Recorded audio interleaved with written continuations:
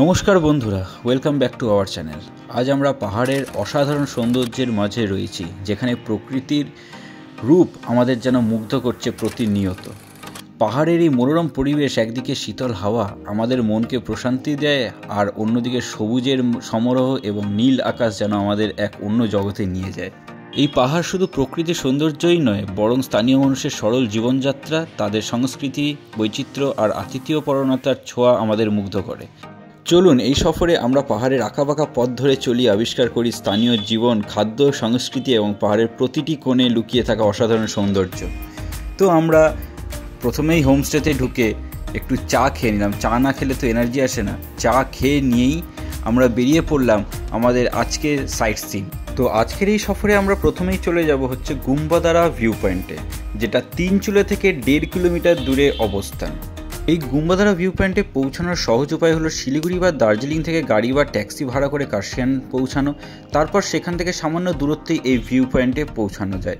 তো একদমই কাছে, মাত্র 1.5 কিলোমিটার দূরেই অবস্থান হচ্ছে তিনচুলে থেকে এই গুম্বাদারা ভিউ পয়েন্টে। ইভেন তিনচুলের কাছাকাছিও আপনারা থাকতে পারেন যে কোনো হোমস্টেতে। আমরা এখন চলে এসেছি গুম্বাদারা ভিউ পয়েন্টে। অর্ধেক কি আটকে গেছে।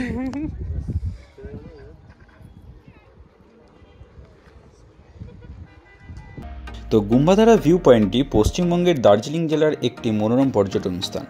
এটি কার্শিয়াং শহরের খুব কাছাকাছি অবস্থিত এবং এই ভিউ পয়েন্টটি থেকে হিমালয়ের অপূর্ব দৃশ্য উপভোগ করা যায়।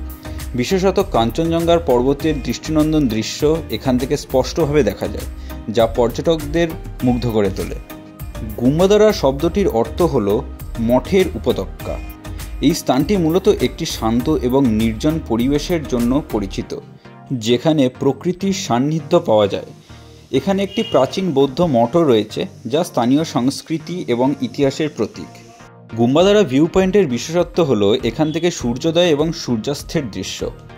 ভোরে সূর্যোদয়ের সময় পাহাড়গুলো সোনালি আভায় উদ্ভাসিত হয়, আর সন্ধ্যায় সূর্যাস্তের সময় আকাশ এবং পাহাড় লালচে আভা ধারণ করে, যা দেখলে মন মুগ্ধকর লাগে একেবারে। এবারে চলে আসি কখন যাবেন গুম্বাদারা ভিউ পয়েন্টে। গুম্বাদারা ভ্রমণ উপযুক্ত সময় হলো শীতকাল এবং বসন্তকাল। এ সময় আবহাওয়া শীতল ও মনোরম থাকে এবং আকাশ পরিষ্কার থাকলে কাঞ্চনজঙ্ঘার দৃশ্য সুন্দরভাবে দেখা যায়। গুম্বাদারা ভিউ পয়েন্টটি মূলত তিনচুলেতেই অবস্থিত এবং এখানে আরেকটা ভিউ পয়েন্টও আছে, যেটা হচ্ছে তিনচুলে ভিউ পয়েন্ট। তো যেহেতু কাছাকাছি, আপনারা তিনচুলে ভিউ পয়েন্টেও আপনারা যেতে পারেন বা গুম্বাদারা ভিউ পয়েন্টেও যেতে পারেন। এই তিনচুলে এবং গুম্বাদারা ভিউ পয়েন্টের মূল আকর্ষণ বিষয় যেটা হলো, তিনচুলে এবং গুম্বাদারা উভয়ই প্রকৃতিপ্রেমী এবং ফটোগ্রাফারদের জন্য অসাধারণ একটি স্থান। সূর্যোদয় এবং সূর্যাস্তের সময় এখানে এক অন্যই প্রাকৃতিক সৌন্দর্য দেখা যায়। এবারে আসি তিনচুলে ভ্রমণের সেরা সময়, শীতকাল এবং বসন্তকাল। এই সময় আবহাওয়া মনোরম এবং আকাশ পরিষ্কার থাকে, ফলে হিমালয়ের দৃশ্য পরিষ্কারভাবে দেখা যায়। এই গুম্বাদারা ভিউ পয়েন্টের নিচেই যত দোকানপাট আছে, অনেক দোকানই এখানে ড্রেস ভাড়া পাওয়া যায়, যার মূল্য হচ্ছে 100 টাকা। 100 টাকা দিয়ে আপনারা সেই ড্রেস ভাড়া নিতে পারেন। আপনারা তারপর ওই ড্রেস পরে ফটো তুলতে পারেন। ফটো তুলে তারপরে আবার আপনারা ওনাদের কাছে ওই ড্রেস জমা দিয়ে যেতে হবে। বুঝে এসছে, ড্রেস ফ্রেস পরে সেজে গুজে আসছে।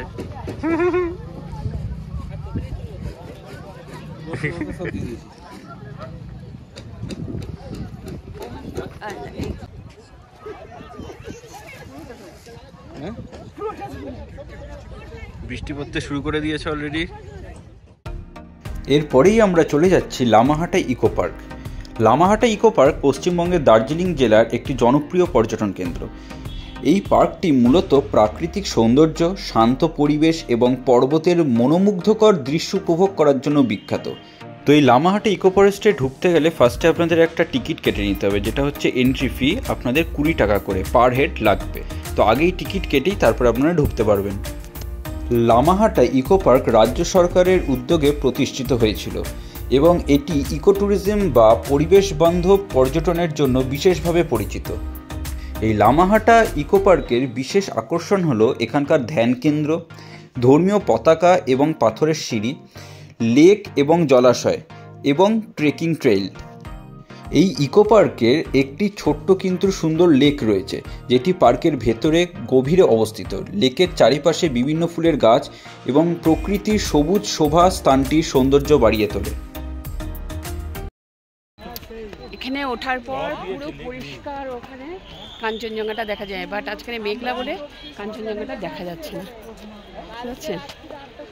পুরো মেঘ, একটু আগেও পরিষ্কার ছিল, বাট এখন এসে হয়ে গেছে, মেঘ এসে গেছে, হাঁপিয়ে গেছি পুরো। লামাহাটার চারপাশে ট্রেকিং ট্রায়াল বা ট্রেকিংয়ের ব্যবস্থা কিন্তু রয়েছে। পর্যটকরা এই পথে হাঁটতে পারেন এবং পাহাড়ের ওপর থেকে দার্জিলিং এবং কালিম্পংয়ের অপূরূপ দৃশ্য উপভোগ করতে পারেন। এই ইকো পার্কটি প্রকৃতির সাথে মিলেমিশে সময় কাটানোর জন্য এবং মানসিক শান্তি পাওয়ার জন্য এক আদর্শ স্থান।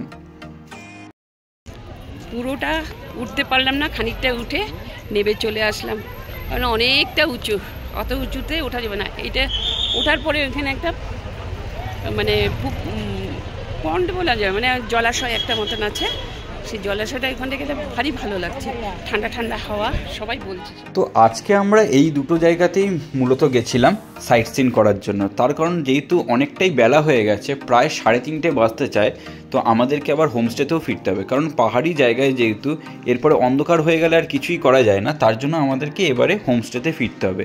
হোমস্টেতে ফিরে আমাদের লাঞ্চও করতে হবে, তার কারণ আমরা তো লাঞ্চ করিনি, তো তার জন্য আমরা তাড়াতাড়ি এখন যাব হোমস্টেতে। হোমস্টেতে গিয়ে একটু ফ্রেশ ট্রেশ হয়ে আমরা দুপুরের আগে লাঞ্চ সেরে ফেলবো।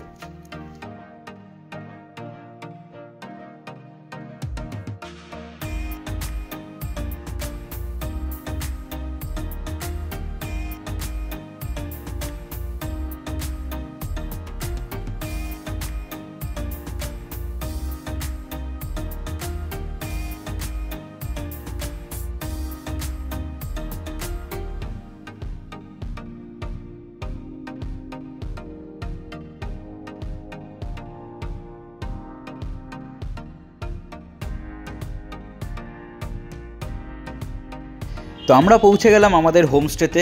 তখন অলরেডি ঘড়ির কাঁটায় 3:30 বেজে গেছে, তো অনেকটাই লেট হয়ে গেছে, তার কারণ আমাদের এখনও লাঞ্চ হয়নি। তো আমরা ঢুকলাম, ঢোকার পর আবার এক রাউন্ড চা হলো। চা হওয়ার পর আমরা বেসিক্যালি আমরা এই ভিউটা এনজয় করতে করতে চাটা খাচ্ছিলাম। মানে একটু আগে পুরো ক্লিয়ার ভিউ ছিল, তারপরেই পুরো মেঘে ঢেকে গেল। এরপরে আমরা যাব হচ্ছে খেতে। তো আমরা হোমস্টেতে ফিরে এসে একটুখানি রেস্ট নিয়ে একটু আমরা চান টান করে নিয়ে আমরা চলে এলাম ডাইনিং স্পেসে। দেখতেই পাচ্ছেন ওনারা অলরেডি সমস্ত কিছু সাজিয়ে দিচ্ছে, খাবার দাবার নিয়ে আসছে আস্তে আস্তে করে। এই হোমস্টেতে স্থানীয় খাবারের স্বাদ একেবারে ভিন্ন, বাড়ির মতন করে রান্না করা সরল অথচ সুস্বাদু খাবার যা হৃদয় জুড়িয়ে যায়। প্রতিটি পদেই রয়েছে স্থানীয় স্বাদ আর আদর। এখানে থাকলে একেবারে ঘরের খাবারের স্বাদ পাবেন। টাইট হয়ে গেছে।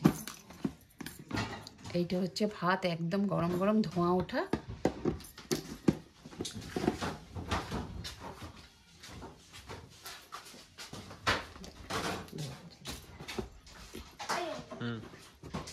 আর এটা হচ্ছে একদম গরম গরম ধোঁয়া ওঠার ডাল। এই মেঘলা দিনে একদম গরম গরম পাতে পড়বে হচ্ছে গরম গরম ডাল, আন্ডা কারি, মানে ডিম। আর হচ্ছে এটা কি আছে দেখি,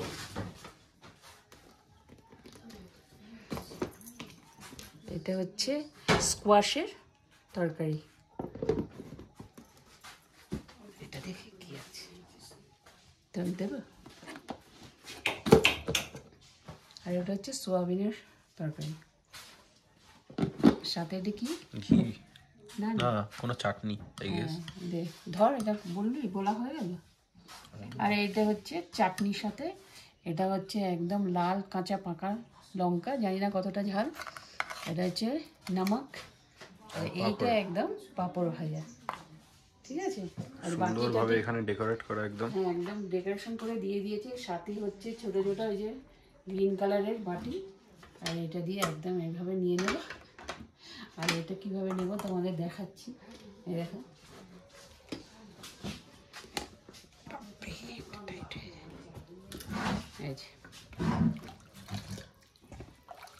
চালটা একটু বেশি পাতলা হয়েছে মনে হচ্ছে, ও না নিচে ঘন আছে, ঠিক আছে।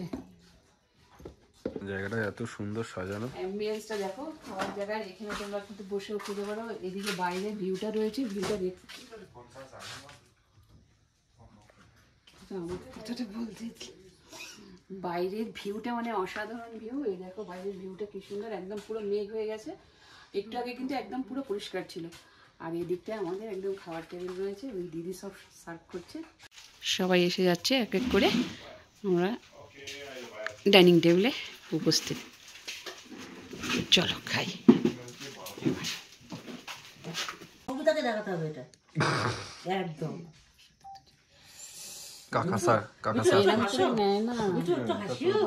এরকম করে নেয় না, ছড়িয়ে সব সুন্দর। তুমি দাও, সাইড দিয়ে কেটে কেটে দাও। কাকা সার্ভ করছে। কাকা সার্ভ করে দিয়েছে, কাকা ওপেনিং সেরিমনি করে দিয়েছে, করে ছেড়ে দিয়েছে। নাও নাও তোমরা নাও, তারপরে এদিকে দাও, আমরা নিচ্ছি। খাওয়া সার্ভ করে দিচ্ছে।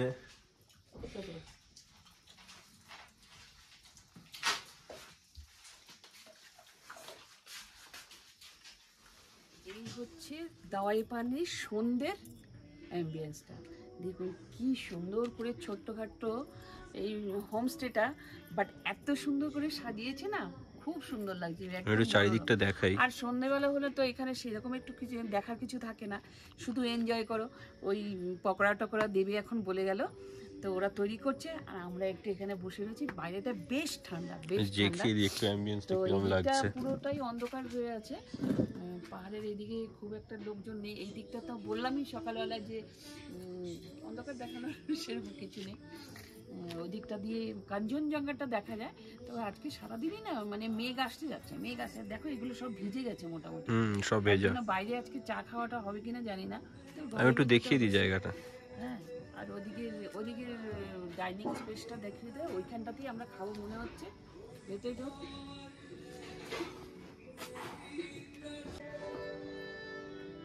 এই দাঁড়ানো অবস্থা ভালো লাগে।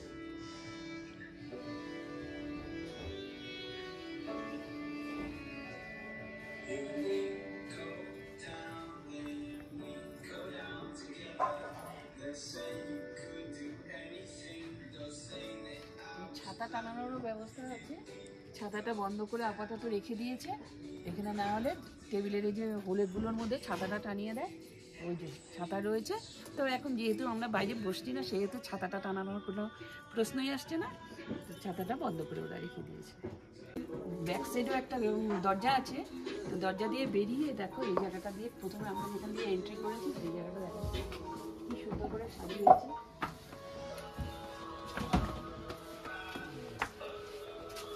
এই যে জায়গা দিয়ে ভীষণ সুন্দর করে ছোট্টখাট্টোর উপরে ভালো সাজিয়ে রেখেছে। খুব ভালো পরিবেশ, শব্দ সৃষ্টির দিকে গান হচ্ছে।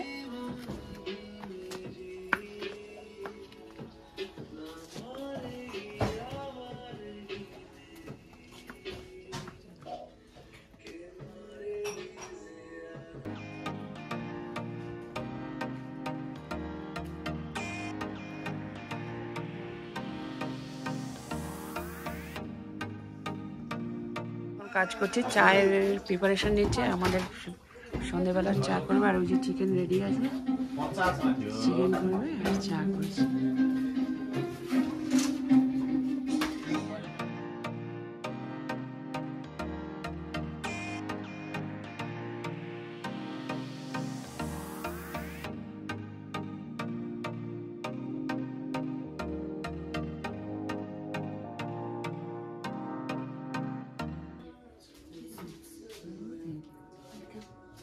दीदी चटनी क्या चीज का है?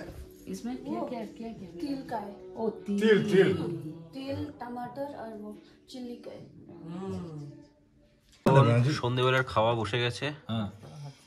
একজন পুরো শীতে একদম কাবু করে দিয়েছে একজনকে, বলেছে কম্বল থেকে আর বেরোবে না। এই মশা অসম্ভব মশা প্রচন্ড ঠান্ডা। কোনটা নিয়েছো? আরে নিপু কোনটা নিয়েছো? খেয়েছো? ও খায়নি তো এখনো। এই হিরো চিনি দাও নেই নাকি? না তুমি দেবে অল্প একটু দাও, বাস। একটু ভুলে দাও না, ভুলে এটা চাপে গুলে যাবে, চাপে গুলে চলে এসছে এখানে চিকেন পকোড়া বাপে আর চা। চাপ কই? এখানে চাপ নেই কিছু নেই, চাপ নেই। কি চিকেন পকোড়াটা কেমন খেতে? ভালো খাই না, পুরো খাই না। না ভালো ভালো। ভালো হয়েছে না? অনেকক্ষণ বানিয়েছি।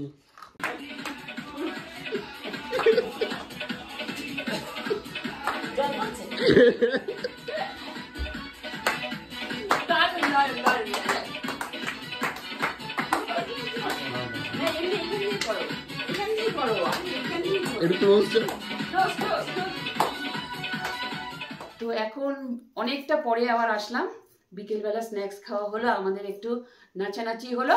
এবার আসছি হচ্ছে রাতের ডিনারে। তো রাতের ডিনারে আমাদের এখন হবে রুটি, ভাত, চিকেন, এই সমস্ত যা কিছু হবে আমি তোমাদেরকে শেয়ার করে দিচ্ছি।